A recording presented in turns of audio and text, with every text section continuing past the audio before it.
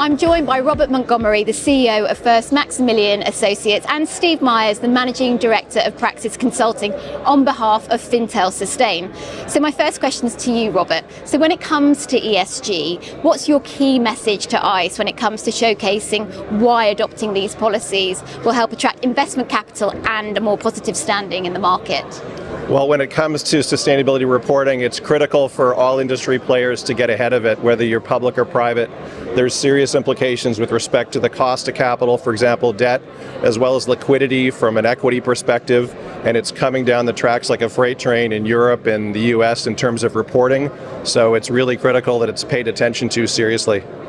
And Steve, so how key is adopting progressive policies such as ESG to achieve corporate success in 2024, and what are the factors that will provide a springboard for success? Well, I think the gaming industry's got an issue at the moment. There's a lack of transparency, lack of consistency. Everyone's doing their own thing.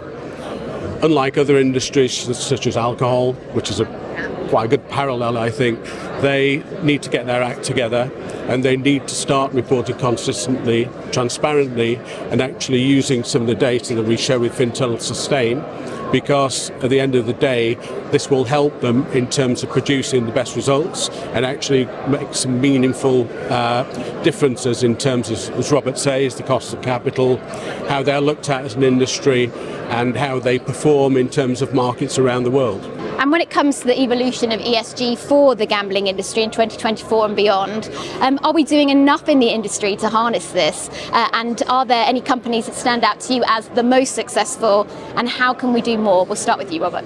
Well, we've developed a platform called Fintel Sustain, which specifically caters to the industry to provide sustainability reporting factors that don't exist and that support the industry in being able to speak both on an individual company basis as well as an industry, so that it can get ahead of the sustainability reporting requirements that are out there and be able to take advantage of the desire on the part of investors to allocate capital to sectors that are able to provide sustainability reporting at a high level.